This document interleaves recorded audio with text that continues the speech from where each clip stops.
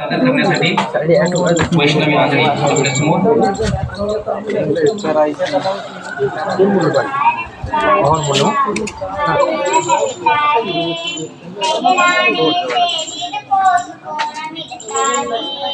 भारत का झंडा सुहाना लगता है, लहराने से दिल को सुकून मिलता है।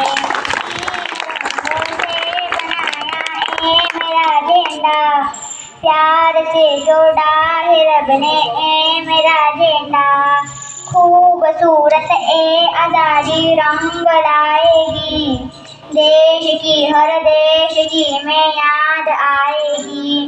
भारत का झंडा सुहाना लगता है, लहराने से दिल को सुकून मिलता है।